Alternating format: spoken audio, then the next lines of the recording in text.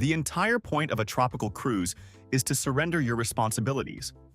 Yet, for a specific type of traveler, the sudden absence of stress is actually terrifying. We are looking at documented cases of tourists who couldn't handle the peace, choosing instead to invent extreme logistical nightmares on perfectly safe beaches just to feel in control. 1. The most fascinating displays of vacation absurdity often involve passengers who treat a perfectly manicured resort beach like a hostile desert environment that must be aggressively managed through sheer consumer purchasing power. Consider a retired couple named Brenda and Richard, who disembarked their massive ship in Aruba for a 3-hour visit to Eagle Beach, a stretch of sand so notoriously safe, flat, and civilized that waiters will literally bring you a club sandwich while you stand in the ocean. Instead of simply renting 2 of the hundreds of available padded loungers, Richard dragged a heavy-duty, collapsible canvas utility wagon off the pier, loaded with enough environmental mitigation gear to sustain a Mars rover mission. Psychologists note that for people accustomed to highly structured, control-oriented lives, the forced passivity of a beach vacation can actually trigger anxiety, prompting them to invent logistical problems to solve so they can feel productive. For Richard, this meant refusing the shade of a natural palm tree in favor of constructing a specialized aerodynamic sun tent utilizing weighted sandbags and fiberglass tension poles, a process that took 35 sweating minutes in the 85-degree heat. Once the structure was anchored, Brenda deployed a ridiculously expensive, multi-layered mesh beach mat, originally designed for extreme desert ultramarathons, which theoretically allowed sand to fall through it but not come back up, creating a surgically clean perimeter. They did not immediately sit down to enjoy the view. Instead, Richard produced a handheld digital anemometer to measure the exact wind speed, ensuring their tent was facing the optimal aerodynamic direction. The true masterpiece of their operation was their hydration protocol. Despite sitting exactly 50 feet from a bustling beach bar selling ice-cold water, Richard unzipped a thermal cooler and extracted 4 distinct insulated tumblers, each containing a precisely measured ratio of water to liquid electrolyte supplements, which he had labeled with masking tape, indicating the exact time of day they were to be consumed to prevent imaginary heat stroke. Watching 2 adults sit inside a nylon wind tunnel, obsessively checking their watches to see if it was time to drink their 11:30 potassium water, while a group of college students next to them happily drank cheap beer and threw a frisbee, was a profound study in self-inflicted misery. The excursion reached its logical conclusion when Richard checked a live weather radar app on his phone, noted a potential isolated rain cloud developing roughly 40 miles away, and initiated a total camp breakdown. They meticulously brushed every grain of sand off their high-tech mat, dismantled the tension poles, and dragged their heavy wagon back to the taxi stand, having spent exactly 2 hours managing their equipment and 0 minutes actually touching the Caribbean Sea. 2. It is a well-documented maritime fact that no shore excursion is safer or more strictly supervised than a shallow-water stingray encounter in Grand Cayman, which makes the tactical decisions of a solo traveler named Arthur genuinely remarkable. Arthur boarded a small catamaran bound for a sandbar, where the water is famously only 3 feet deep, surrounded by casual tourists wearing regular swimsuits and holding cheap underwater disposable cameras. Arthur, however, had decided to protect his smartphone from water damage by investing in a heavy-duty, brightly orange industrial marine-grade dry bag that strapped across his chest with a 4-point harness, reinforced with thick foam inserts, guaranteed to float up to 50 pounds of dead weight. The absurdity crystallized the moment the boat anchored, and the guide invited everyone to step off the ladder into the waist-deep, crystal-clear water to stand on the soft sand. Arthur confidently stepped down, but because he was wearing a harness packed with massive blocks of highly buoyant foam strapped directly to his sternum, the laws of physics immediately took over. The extreme buoyancy of his chest rig violently flipped him onto his back the second he entered the water, turning him into a helpless, horizontal human buoy. He could not put his feet down, nor could he roll over, forced to float perfectly flat on his back, staring directly at the sky while the rest of the group stood comfortably around him feeding squid to the stingrays. The guide eventually had to walk over and physically hold Arthur upright by the shoulders for the entire 20-minute tour, just so the man could briefly point his heavily armored, foam-encased smartphone at the water. 3. You really have to admire the specific kind of psychological meltdown that transforms a beautifully simple half-day excursion into a logistical nightmare. A phenomenon driven by an overwhelming subconscious urge to justify one's leadership by solving survival problems that simply do not exist. Have you ever watched someone pack for a 10-minute car ride by rationing carbohydrates and establishing a communications protocol? Because a man named Dave certainly did, treating a 3-hour beach trip with his wife Helen and another adult couple, Mark and Susan, like a doomed Arctic expedition. The group took an open-air taxi from the cruise port in St. Thomas to Magens Bay, one of the most developed beaches in the Caribbean, featuring paved walkways, a fully staffed restaurant, and paddleboard rentals. Knowing they would be away from the ship's buffet until early afternoon, Dave spent his morning breakfast covertly shoveling massive quantities of scrambled eggs, bacon, and damp hash browns into a series of airtight plastic containers he had flown from Chicago for this exact purpose, stuffing them into a 40-liter, waterproof, marine-grade dry bag. Upon arrival, instead of using the available cabanas, Dave marched his wife and their 2 friends to the furthest, most isolated edge of the beach to establish a defensive perimeter, unpacking 4 industrial-sized beach towels and laying them in a precise square. He then issued Mark and Susan high-frequency walkie-talkies, instructing them to check in on Channel 4 if they ventured toward the concession stand. A command Mark accepted with a deeply confused nod. Dave then planted a solar-powered emergency strobe light into the sand, explaining that the local tides were unpredictable and they needed a fixed visual rally point, completely ignoring the permanent wooden lifeguard tower painted bright yellow just 20 yards away. The psychology here is transparent. When routine is disrupted by travel, some people manufacture adversity just to prove they can conquer it. Dave got his wish at noon when a typical 15-minute Caribbean rain shower passed over the bay. Instead of simply stepping under the nearby beach bar awning with the rest of humanity, Dave barked into his radio, ordered his friends back to base camp, and deployed a massive, reflective silver mylar space blanket. He insisted all 4 adults huddle underneath the crinkling, metallic sheet in 80-degree tropical heat, deciding this was the optimal moment to enthusiastically distribute lukewarm blocks of compressed ship eggs from his Tupperware. But the true masterpiece of Dave's operation, the twist that elevated this from mere over-preparation to poetic tragedy, happened when it was time to leave. Because Dave viewed the beach trip as a tactical exercise, he insisted on a strict protocol for packing up, demanding that every piece of gear be meticulously cleaned before entering his expensive dry bags.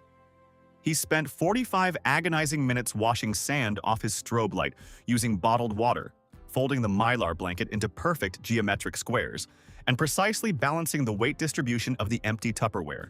This rigid adherence to his self-imposed survival protocol took so long that the group completely missed the final scheduled safari taxi back to the cruise port. Standing on the suddenly empty road outside the beach gates with his radio, his strobe light, and his heavy-duty gear, the ultimate survivalist found himself facing the one threat he hadn't prepped for: municipal transportation scheduling. With the ship's departure time looming and no taxis in sight, Dave was forced to flag down a passing agricultural flatbed truck. The local farmer agreed to take them to the port, but the back of the truck was completely filled with discarded, overripe papayas and splitting fermented mangoes destined for a compost facility. The man who had just spent nearly an hour meticulously cleaning single grains of sand off his tactical equipment was forced to climb into the back with his friends and sit directly on a mountain of squished, rotting tropical fruit. They rode the 3 miles back to the ship, bouncing over potholes, completely covered in sticky, sour-smelling papaya juice that permanently stained Dave's marine-grade dry bags, completely defeated by the very logistics he had spent his entire vacation trying to outsmart. 4. If you happen to stroll past the neatly aligned rows of rented sun loungers on a major cruise line's private Bahamian island, the last thing you would expect to see is a piece of extreme alpine survival gear anchored right next to a brightly colored drink stand.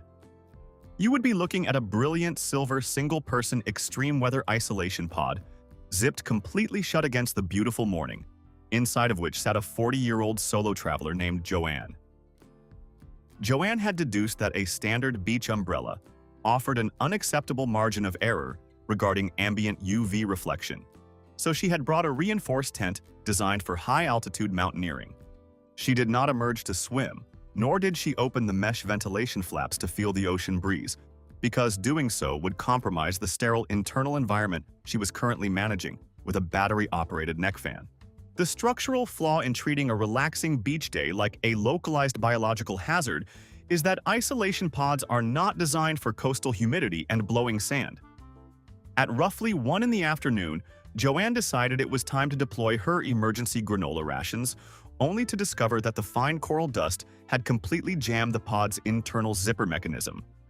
She spent the final 40 minutes of her tropical excursion trapped entirely inside a foil sauna of her own making, frantically pressing her hands against the opaque walls like a mime trapped in a box, until a very tired deck chair attendant had to physically pry the zipper apart with the edge of a bottle opener to extract her, before the last tender boat departed. 5. The clearest sign that a tourist has completely lost their grip on reality is the presence of blinking red LED lights on their ankles while standing in a body of water so shallow it barely covers their toenails. A 25-year-old guy named Jason stood ankle-deep in the famously calm, waveless lagoon of a private resort beach in the Dominican Republic, aggressively scanning the horizon while wearing 2 specialized, battery-operated, electromagnetic shark deterrent bands. These bands are primarily designed for deep-water spearfishers operating near great white feeding grounds, but Jason had strapped them tightly to his bearskin to protect himself from the occasional passing minnow. The bands emit a highly localized electrical pulse meant to disrupt the empoli of Lorenzini in large marine predators. But in 3 inches of resort water, all they actually accomplished was creating a massive magnetic field of interference. This became brilliantly apparent when a local hobbyist, walking the shoreline with a metal detector looking for lost wedding rings, swept his coil within 6 feet of Jason's left leg. The metal detector immediately emitted a deafening, continuous screech that echoed across the entire bay, causing Jason to panic, assume the alarm meant a massive prehistoric predator was actively breaching the shallows, and execute a dramatic, splashing backward dive directly into the sand. He spent the remainder of the afternoon sitting aggressively on a wooden bench, convinced his sophisticated electronic countermeasures had successfully averted a major marine disaster. 6. There is a psychological concept known as the zero trust environment, a cognitive distortion where a traveler crosses an international border and subconsciously decides that every piece of local infrastructure, including gravity and water pressure, is now actively trying to harm them. This was the only explanation for the behavior of a retired couple named Robert and Diane, who rented a premium, heavily cushioned cabana at a luxury beach club in St. Martin, an establishment that literally hands you chilled, commercially sealed bottles of premium spring water upon entry. For Robert, drinking from a sealed plastic bottle provided by a waiter in a linen shirt was an unacceptable gamble. He opened a massive canvas duffel bag and extracted a 3-stage gravity-fed hollow fiber water filtration system, the exact model used by relief organizations to pull drinkable moisture out of stagnant, mosquito-infested jungle mud. He stood on his tiptoes to rig the heavy plastic bladder to the highest wooden crossbeam of their luxury cabana, securing it with industrial zip ties. Diane then proceeded to unscrew 6 perfectly clean, complimentary bottles of purified water and pour them directly into the dirty reservoir of the filtration bag, forcing commercially safe spring water through a microscopic ceramic carbon filter at a rate of 1 drip every 4 seconds. The contrast between the sheer elegance of the beachfront club, where a DJ was playing quiet lounge music and waiters were delivering champagne in ice buckets, and Robert staring intensely at a plastic bag of slowly dripping water like a scientist monitoring a critical chemical compound, was breathtaking. The fundamental issue with hanging a heavy bag of liquid from a decorative, non-load-bearing cabana beam is that physics eventually intervenes. As Diane poured the 7th bottle of perfectly safe water into the upper reservoir, the sheer weight snapped the zip ties. The entire filtration apparatus plummeted directly onto the cabana's wooden table, the heavy plastic casing cracking wide open on impact and instantly flooding Robert's expensive digital camera, 2 e-readers, and Diane's leather sandals. As a waiter rushed over with fresh towels to mop up the catastrophe, Robert angrily blamed the structural integrity of the Caribbean architecture, entirely ignoring the fact that his desperate attempt to survive a completely imaginary water crisis had resulted in the total destruction of his own electronic gear. 7. The most spectacular logistical failures occur when an entire group of tourists validates each other's completely irrational urge to reject a curated experience, creating a feedback loop of over-preparation that leads them directly into absolute nonsense. Four friends from Germany, all in their early 30s, disembarked onto a major cruise line's private quay in the Bahamas.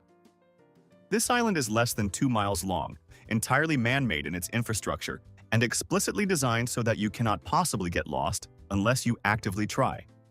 It features wide paved pathways, brightly colored signs pointing to the buffet, and a fleet of motorized trams. However, this group had adopted the explorer illusion. The desperate psychological need to be the one traveler who discovers an unspoiled, hidden paradise, rejecting the safe, commercialized beach as beneath their adventurous dignity.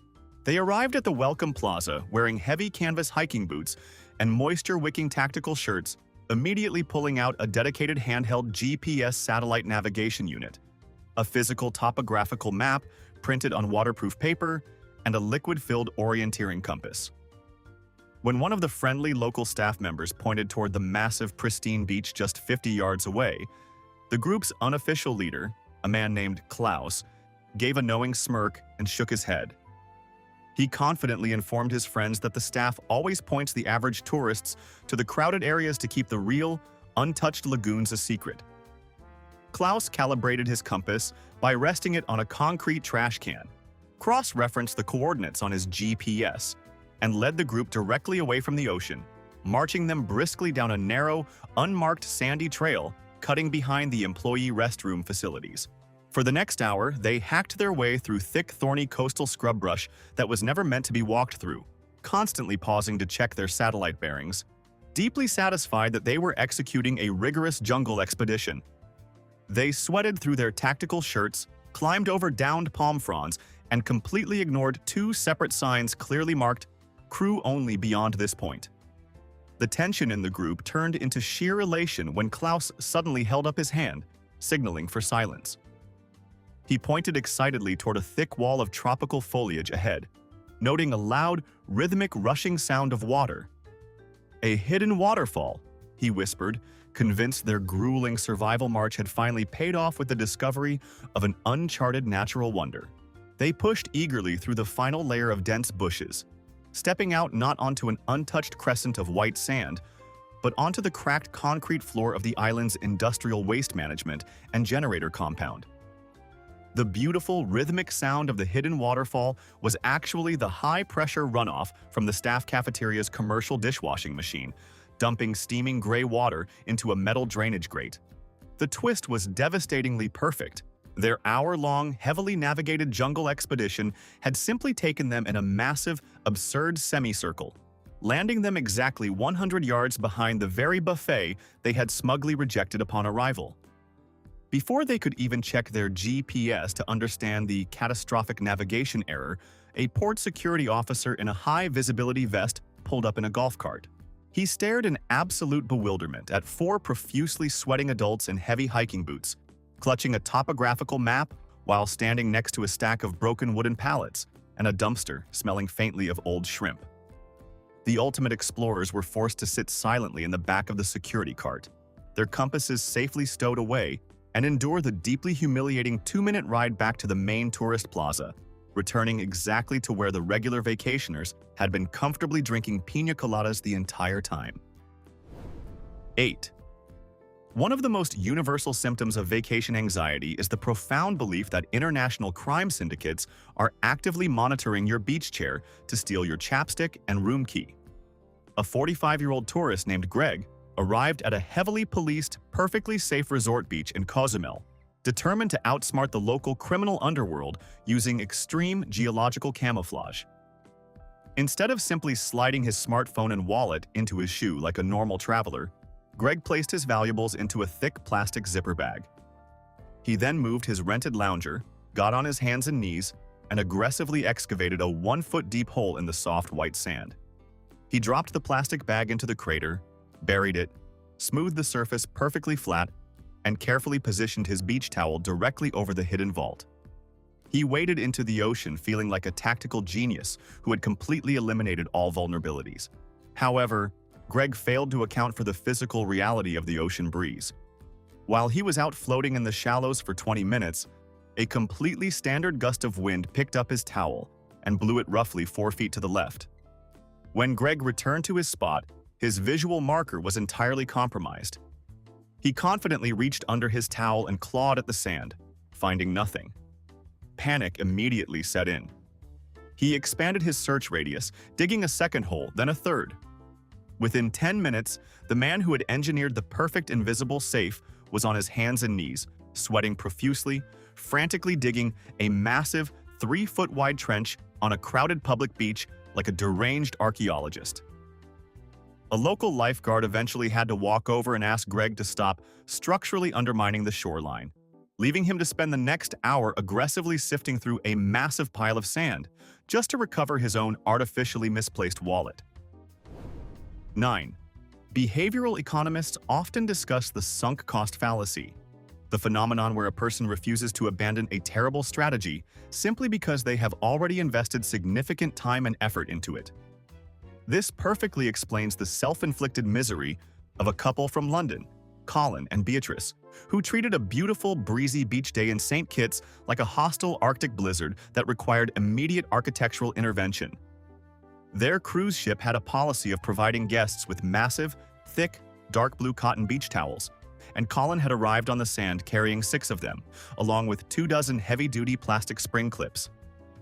Colin possessed a deep, irrational fear of blowing sand, viewing the gentle Caribbean trade winds not as a cooling relief, but as a severe environmental hazard. They rented a standard canvas beach umbrella and 2 loungers, at which point Colin initiated his extreme weather mitigation protocol. Instead of simply laying a towel over his lap, he used his 24 plastic clips to systematically pin the heavy blue ship towels around the entire outer circumference of the umbrella, dropping the fabric down and securing the bottom edges tightly to the frames of their loungers. He essentially constructed a completely enclosed, windproof cotton yurt in the middle of a tropical beach. The fatal flaw in Colin's engineering was basic thermodynamics. Thick dark blue cotton is exceptional at absorbing solar radiation, and by completely sealing off the cooling ocean breeze, he trapped the ambient humidity and their own body heat inside the tiny enclosure. Within 20 minutes, the internal temperature of their private fabric bunker skyrocketed, creating a rapid, localized greenhouse effect. But because Colin had spent nearly half an hour meticulously engineering his sand defense system, his pride absolutely refused to let him dismantle it. The sheer absurdity of the situation peaked when a waiter approached the structure to deliver 2 frozen cocktails. The waiter stood in the sand, deeply confused by the solid wall of blue towels, and gently tapped on the fabric. Colin reached out and unclipped 1 towel to accept the drinks, instantly releasing a visible wave of 110-degree humid air that rolled out of the bunker and hit the waiter in the face.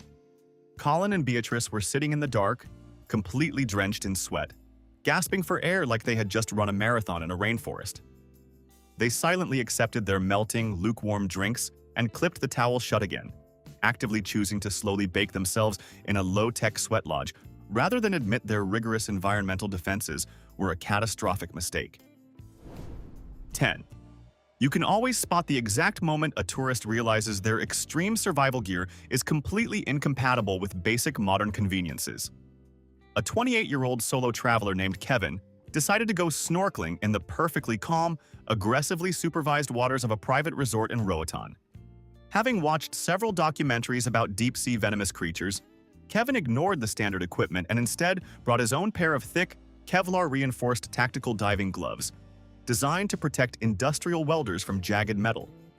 He strapped them on tightly, feeling fully protected from imaginary box jellyfish in water that was mostly populated by small, colorful tangs. The mechanical failure of his plan occurred the moment he tried to document his bravery. Kevin had placed his smartphone inside a heavy-duty waterproof pouch, intending to take underwater selfies.